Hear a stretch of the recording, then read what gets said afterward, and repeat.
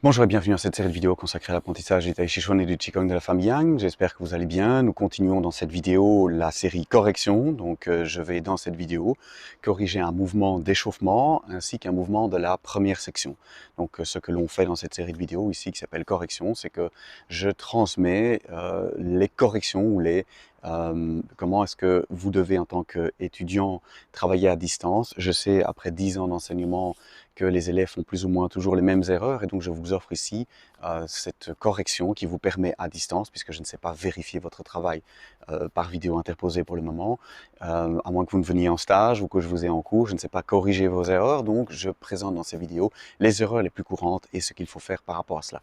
Alors avant de continuer, merci de vérifier que vous êtes abonné à la chaîne YouTube, vous pouvez liker la vidéo, la partager, vérifier que vous avez également cliqué le petit icône avec la petite cloche, comme ceci vous avez une notification, et si vous voulez me soutenir plus avant, vous pouvez le faire en suivant le lien ici Patreon. Ça m'aide beaucoup, ça me permet de produire du contenu pour vous, de Tai Chi et de Qigong, mais vous pouvez également trouver sur ce compte Patreon la deuxième section, la troisième section, la série énergie et d'autres contenus que je ne mets que à cet endroit-là. Alors on va s'échauffer d'abord, on va reprendre quelques mouvements que l'on avait corrigés dans les dernières vidéos, et puis je vais corriger un autre mouvement, comme je le disais, de la série d'échauffement, et puis correction de la forme. Alors on va commencer par les rotations du centre, et puis on refera des choses que l'on a fait juste dans les dernières vidéos. On se met pieds parallèles, largeur d'épaule, on fléchit les genoux, on met les mains le long du corps, et puis on va tourner le centre de gauche à droite. Et donc ici, on fléchit bien les genoux. Vous connaissez cet exercice maintenant, et pourtant, il reste mystérieux, on va dire. Tout le Tai Chi s'y trouve. Et donc, plus on le pratique, plus on y trouve de l'énergie, des manières différentes de le pratiquer. On peut ramener ce qu'on apprend dans cet exercice dans la pratique de la forme. On retrouve les principes du Tai Chi, notamment de chercher l'ancrage en fléchissant, en descendant vers le sol. On cherche la détente du haut du corps. On cherche une stabilité dans les jambes, comme des piliers qui soutiennent une arche. Le bassin est une clé de voûte, une manière de voir les choses. Donc on est bien ancré comme un bâtiment solide avec des piliers, une arche dont le bassin est la clé de voûte. Et puis tout le bâtiment peut être soutenu au-dessus. Et puis on trouve la mobilité des branches, une autre métaphore, la mobilité des branches qui se secouent dans les vents, qui sont les branches flexibles parce que le tronc est droit, le tronc est solide et les racines sont profondément ancrées. Quelques images qui vous permettent de bien comprendre cet exercice ici d'échauffement. Voilà, on va relâcher, un instant, on fait une petite pause.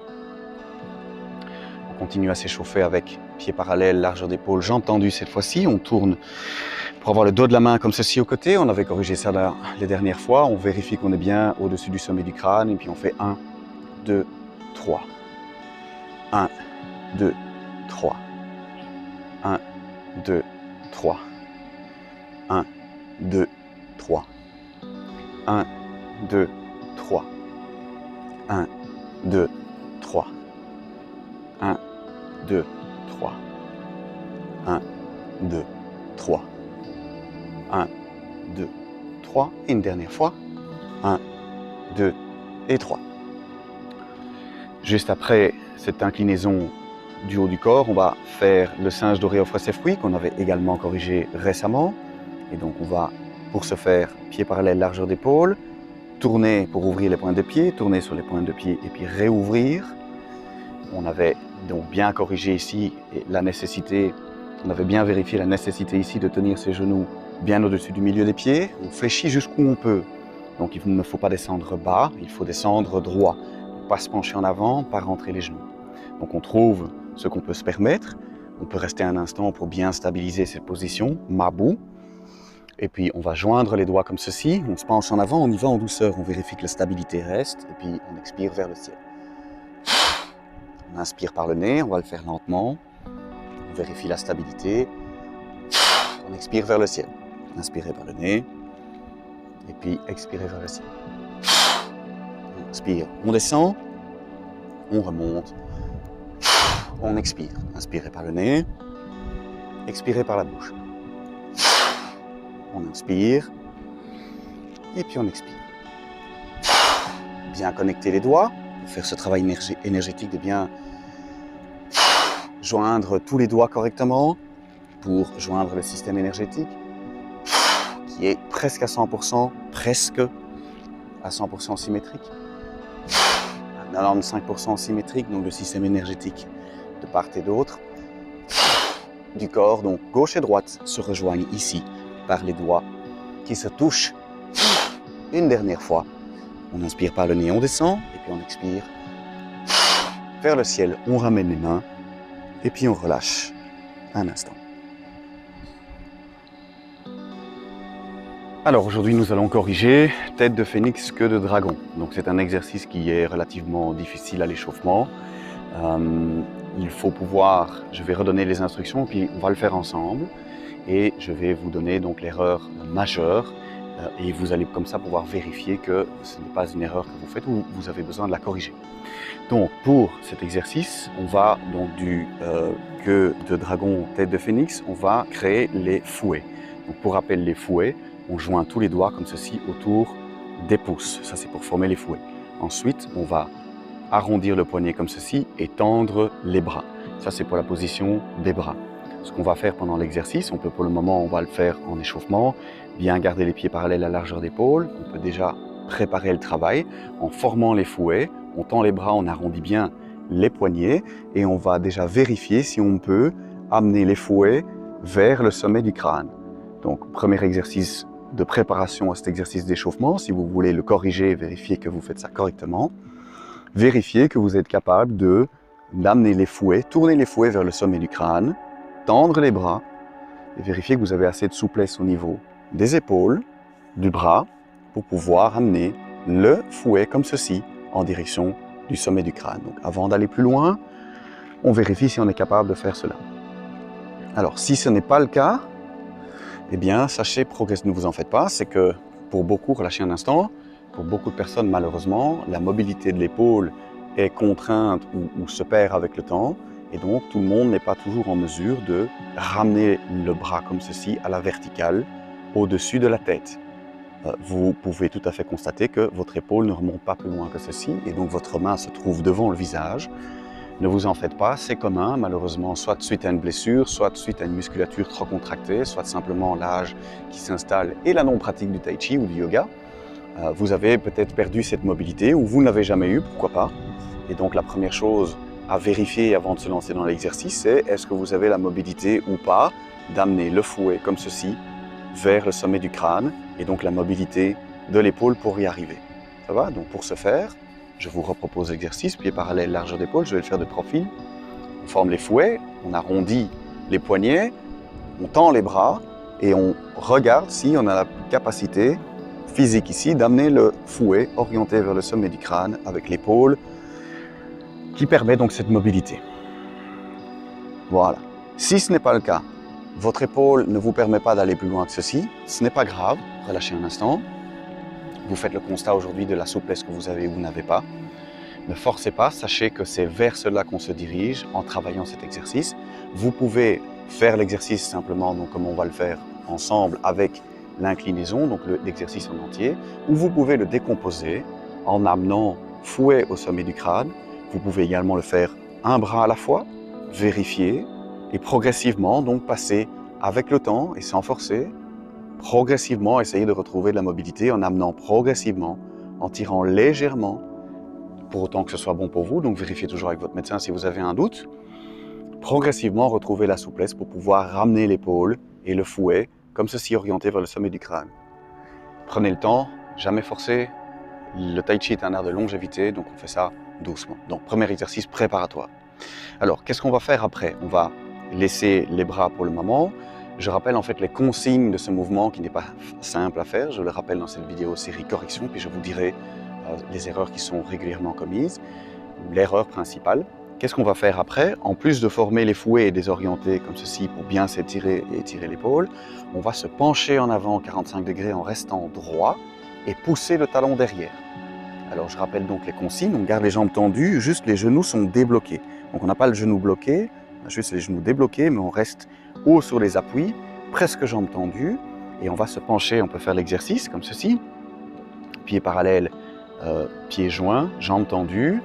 On va simplement se pencher, et au fur et à mesure que ma tête avance, mon talon recule, les orteils se tirent vers l'avant, et donc je vais ramener le pied, et je vais pivoter comme ceci autour de l'axe du bassin qui reste parallèle au sol. On va faire l'exercice ensemble.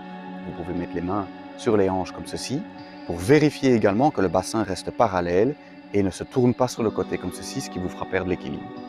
Donc, on se remet pieds joints, mains le long du corps, on peut amener les mains aux hanches, et on va se pencher, au fur et à mesure qu'on se penche en avant, on reste droit, donc pas se voûter, et on va reculer au fur et à mesure le talon, en proportion pour rester droit le long d'un axe. On va jusqu'à 45 degrés, pas plus. Et puis on revient. On va faire la même chose de l'autre côté. On garde les mains au bassin, on reste bien droit. On commence à se pencher vers l'avant, on garde la jambe tendue, et au fur et à mesure que le talon recule, en ligne droite, la tête avance, et inversement, puisque les deux sont connectés, on vérifie que le bassin reste parallèle au sol. On ramène, on va le faire encore une fois de chaque côté. On recule, on revient. Une dernière fois, vous voyez que j'essaie de pivoter l'ensemble en entier. Au fur et à mesure que mon talon recule, je reste en ligne droite et on revient. Voilà, relâchez un instant, on va faire l'exercice en entier avec les simples fouets, avec les fouets, tournez comme ceci. On se met pieds joints, jambes tendues, on joint les index, on fait une petite flexion, on va reculer, pousser avec le talon, étirer devant, et puis on ramène. Pousser avec le talon, étirer devant. On reste bien dans l'axe. De l'autre côté, on ramène. Comme d'habitude, plus ou moins 10 fois. Donc ici, 4e fois. On va bien travailler sur l'équilibre ici, donc pas besoin de faire un étirement trop grand. Il y a aussi tout ce travail d'équilibre à faire. Donc on va raffermir progressivement cette stabilité au sol grâce à la flexibilité de la cheville, à la présence, à votre présence dans la cheville qui maintient la stabilité au sol. Donc, le tai chi va vous permettre de garder de la souplesse, mais également de l'équilibre. Une dernière fois, ramenez et relâchez un instant. Alors, quelle est l'erreur classique dans ce mouvement? Il y a, comme je le disais, beaucoup d'éléments différents à prendre en considération dans ce mouvement, donc il y a pas mal d'erreurs qui peuvent se faire. On avait cette difficulté ici au niveau de l'épaule, mais ça, je ne considère pas ça comme une erreur, mais plutôt comme un chemin de souplesse à récupérer au niveau de l'épaule. La chose à laquelle je veux sur laquelle je veux attirer votre attention, c'est de ne pas cambrer. Donc, c'est très difficile de calculer et de savoir si je reste droit et si mon talon recule en même temps que ma tête et si je reste sur un axe comme ceci. Il ne faut pas aller plus loin que 45 degrés, donc on ne va pas faire 90 degrés. Mais surtout, et c'est ça que je veux attirer votre attention là-dessus, ne cambrez pas. Cambrer, ça veut dire que comme vous ne savez pas très bien où est votre talon et qu'on dit qu'il faut reculer le talon, certains élèves vont faire ceci et vont monter le talon, je schématise, j'exagère un tout petit peu, vont monter le talon beaucoup trop loin et vont cambrer et contracter la musculature ici dans le bas du dos. Et ça, évidemment, ce n'est pas une bonne idée parce que ce que vous allez faire ici, c'est encourager ou provoquer, vous risquez de provoquer une contracture musculaire ici dans le bas du dos et c'est pas bon de le faire comme cela. Donc ne faites pas ça, sinon vous allez terminer chez le kiné. Et donc soyez vigilants ici à reculer le talon. On recule sur une ligne droite, mais on ne va pas cambrer. Donc si vous sentez que le bas du dos ici se tire trop fort, c'est probablement que vous êtes en train de cambrer. Si vous voulez vérifier, mettez-vous de profil par rapport à un miroir, ou travaillez avec un appareil photo, enfin un téléphone, filmez-vous et vérifiez donc, c'est la correction de cet exercice, que vous n'êtes pas en train de faire ceci, c'est-à-dire de cambrer et de faire un arrondi et de risquer donc une contracture musculaire dans le bas du dos. Ça va? Donc on va refaire l'exercice et je vais vous demander de potentiellement soit de vous filmer, donc vous pouvez faire une pause sur la vidéo, préparez votre téléphone, vous filmez et vérifiez que vous n'êtes pas en train de cambrer. On va simplement maintenant refaire 4 fois l'exercice ensemble, pour que vous puissiez conscientiser, potentiellement filmer. Donc, faites une pause, préparez votre matériel ou alors simplement regarder et vérifier que vous n'êtes pas en train de cambrer. On le fait ensemble 4 fois, donc on fléchit et puis on va pousser derrière et tirer devant, on se penche 45 degrés, pas plus. On vérifie donc qu'on ne cambre pas et qu'on s'étire et qu'on reste bien droit. Deuxième fois, troisième fois et une dernière fois. Faites attention donc à ne pas cambrer le bas du dos. On reste droit sur une ligne, on ramène les mains et on relâche un instant. Ok. Alors, on va enchaîner avec le travail de la forme et la correction du jour portera sur Jai, puisqu'on avait vu Loi lors de la dernière vidéo. Donc on va faire la forme depuis le début ensemble. On est encore au début, donc on peut se le permettre. Je vous tourne le dos, comme ça on peut le faire ensemble. Mains le long du corps, pieds joints. On commence, on pose la pointe du pied à largeur d'épaule, on déroule, on monte les mains. Donc, normalement, vous connaissez, puisque vous avez déjà vu la première série de vidéos, cours complet avec la première section. On soulève le manteau, on prend une petite balle, on se redresse sans se relever, on avance le talon, on fait panne, et puis on ramène la main droite devant le genou gauche, on place les mains de part et d'autre de l'axe, on pivote au-dessus du talon gauche, on pose le talon là où se trouvait la pointe et on va vers le double hand pan, on ramène le pied gauche en fin de mouvement, on fait Loi, et on avait vu ça la fois passée. Voilà, on le refait ensemble, une deuxième fois, on part depuis le début, soulever le talon, poser la pointe du pied, monter les mains, tourner les doigts vers le ciel, redescendre, ramener les mains au bassin. On part à droite, on revient vers le centre. Soulever les orteils, ouvrir le pied 45 degrés, descendre la main gauche sur la main droite, prendre une petite balle, se redresser sans se relever. Avancer le talon gauche, et puis on fait panne. Ramener la main droite, prendre les mains de part et d'autre de l'axe, pivoter, poser la pointe du pied, largeur d'épaule, double hand pan, ramener le pied gauche, et puis Loi. Et ici, nous allons faire Jai. Alors, Jai, c'est quoi le problème avec Jai? Jai, c'est la soupe des doigts. C'est-à-dire, je donne les consignes en général quand je donne cours, et puis je vois que les doigts se perdent, on ne sait plus très bien ce qu'il faut faire. Alors, je rappelle, et je me rapproche un tout petit peu de la caméra. Donc, comment est-ce qu'on place les doigts dans Jai? Vous avez cette partie ici du pouce, entre les deux articulations, que l'on va positionner avec, de la même manière, entre les deux articulations ici du petit doigt. Donc ça, c'est le premier point de contact. Et le deuxième point de contact, c'est le pouce au milieu de l'avant-bras, comme ceci. Alors, qu'est-ce qu'on va faire ensuite? Et c'est donc, il n'y a rien à faire, vous devez arriver à mémoriser et rester précis par rapport au placement des doigts, comme ceci, donc l'intervalle entre les articulations pouce et petit doigt, et venir placer le pouce, comme ceci, à 3 doigts de la pliure du poignet. Comment est-ce qu'on travaille ça? On place, on retire, on place, on retire, on place, on retire, on place, on retire. Si vous vous promenez dans le métro, faites pas ça en voiture, je place, je retire, je place, je retire, je place, je retire, je place, je retire. Forcément, au départ, ça prend un petit peu plus de temps et on est moins précis. Et plus vous allez reproduire Jai, et puis plus vous allez pouvoir le faire rapidement. Ça va? Donc, lentement au départ, point de contact, point de contact, point de contact, point de contact, point de contact, point de contact. OK? Alors, information supplémentaire, j'ai la main droite qui s'arrondit, comme ceci, poignet.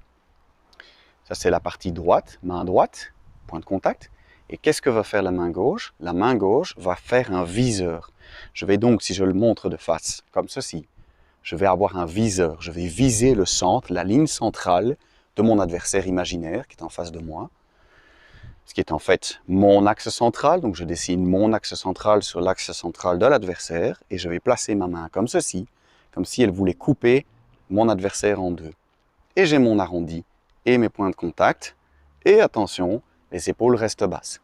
Ce qui au départ va être un petit peu compliqué parce que vous allez essayer de placer tous les éléments ensemble et les épaules risquent de ne pas nécessairement suivre comme vous le voulez.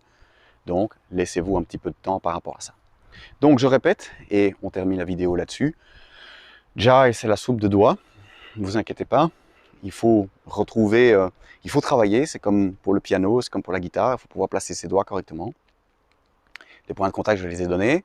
phalange, phalange. Entre les articulations, point de contact numéro 1. Deuxième point de contact, 3 doigts de la pliure du poignet, pouce, paume. Mon viseur, mon arrondi, les épaules basses. À travailler pour que quand vous faites la forme et que vous êtes arrivé, vous avez fait double handpan, vous allez vers le loi, hop, jai, ça se forme tout seul. On forme jai et puis on se déplace. Attention de ne pas vouloir former jai en se déplaçant, c'est j'ai fait mon loi, je place les doigts et puis je vais me déplacer. Et ça, c'est la correction de jai. Voilà, j'espère que ça vous aide. Bon travail à vous. Merci beaucoup de liker la vidéo ou de la partager ou d'en parler autour de vous. Si vous voulez me soutenir plus avant, vous pouvez suivre le lien ici de Patreon. Comme ça, vous pouvez trouver la deuxième section, la troisième section, la série énergie et d'autres contenus que je ne mets à disposition que sur Patreon. En attendant, bon travail à vous et on se retrouve bientôt pour une prochaine vidéo.